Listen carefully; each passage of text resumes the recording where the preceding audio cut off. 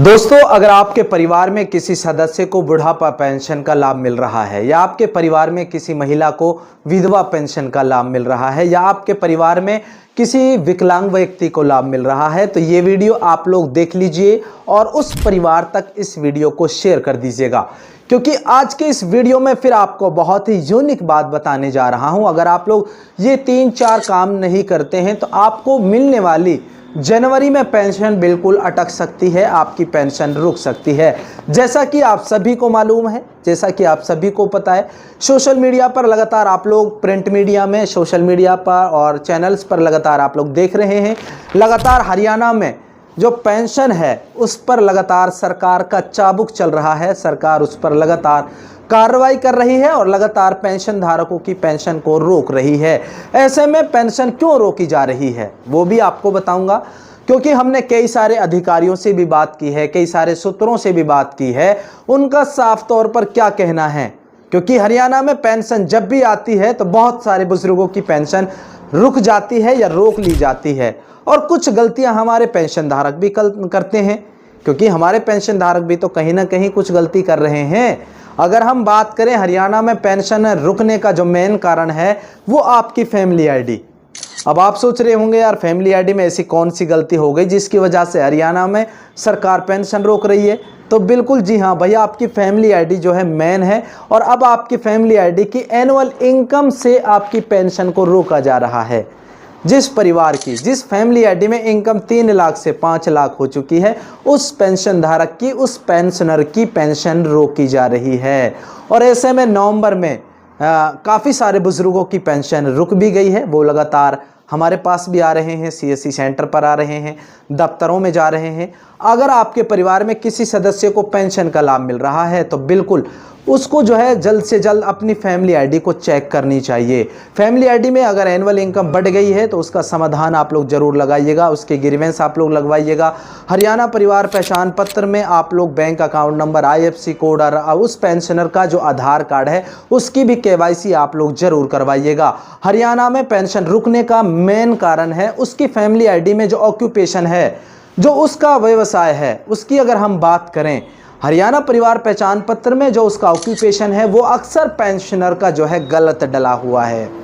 आप लोगों को सही बता रहा हूँ, हमारे परिवार में अगर किसी को पेंशन मिल रही है तो हमें सबसे पहले अपनी फैमिली आईडी में उसका ऑक्यूपेशन चेक करना है कि उसका ऑक्यूपेशन अदर मेंबर हो रखा है या अदर लेबर हो रखा है या अनएम्प्लॉयड हो रखा है या फिर प्राइवेट एम्प्लॉय हो रखा है या फिर गवर्नमेंट एम्प्लॉय हो रखा है। कुछ ना कुछ तो गड़बड़ उसमें ज़रूर होगी, क्योंकि यहाँ पर अगर पेंशनर का जब डेटा वेरीफाई हो रहा है, फिर डेटा फैच हो रहा है, तो यहाँ पर जो हरियाणा परिवार पहचान पत्र है उसका जो ऑक्यूपेशन है उस पेंशनर का, उसमें जो है सिटीजन ओल्ड एज पेंशनर होना चाहिए। अगर आप लोग नहीं करवाते हैं तो आने वाली पेंशन रुक जाएगी। भाई आप लोग करवा लीजिएगा। आप लोग खुद भी कर सकते हैं, अपने मोबाइल फ़ोन से अपने हरियाणा परिवार पहचान पत्र को लॉगिन करिए और उसमें करेक्शन मॉड्यूल में जाकर आप लोग उसका ऑक्यूपेशन के लिए जो है आप लोग ग्रीवेंस लगा सकते हैं। दोस्तों, मैं आप लोगों को बताने की कोशिश ये कर रहा हूँ कि हमारे पेंशन धारकों को पेंशन लेने में, पेंशन पाने में किसी भी तरह की तकलीफ ना हो। बिला वजह बहुत सारे पेंशन धारक परेशान हो जाते हैं। ऐसे में अगर आपकी फैमिली आईडी में इनकम बढ़ी है तो किस कारण से बढ़ी है?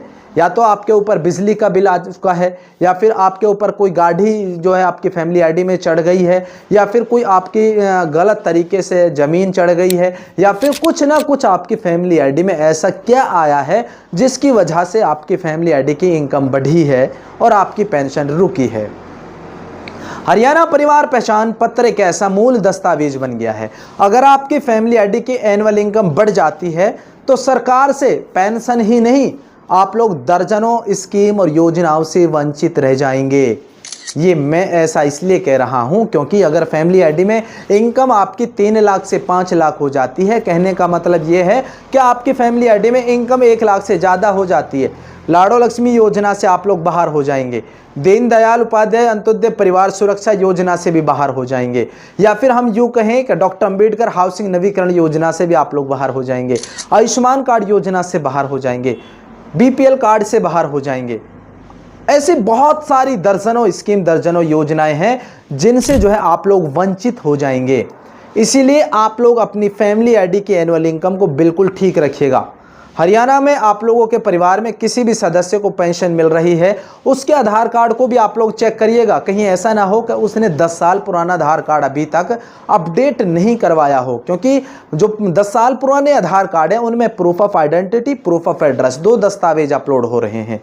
ऐसे में हमारे पेंशन धारकों की पेंशन नहीं रुकनी चाहिए। अगर सरकार गलत तरीके से फैमिली आईडी की एनुअल इनकम की वजह से पेंशनरों की पेंशन रोक रही है तो इसमें जो है बिल्कुल पेंशनर काफ़ी नाराज़ यहाँ पर दिखाई दे रहे हैं, सरकार से पूरे नाराज़।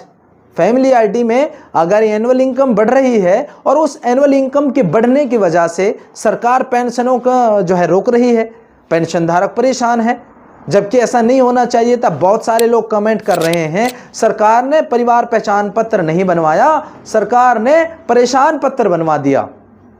बहुत सारे लोग परेशान हैं आज इस परिवार पहचान पत्र से, इस फैमिली आईडी से। अगर आप भी हैं अपनी फैमिली आईडी से परेशान तो बिल्कुल आप लोग कमेंट करिएगा, आप लोग बताइएगा हरियाणा के आप लोग कौन से ज़िले से हैं, आप लोगों ने कितनी बार एनुअल इनकम को कम करने की ग्रीवेंस आप लोगों ने लगवाई है, आप लोगों की एनुअल इनकम कम कैसे हो सकती है वो भी आपको बताऊंगा। आप लोग कमेंट करिएगा, उस पर आपको जवाब दिया जाएगा।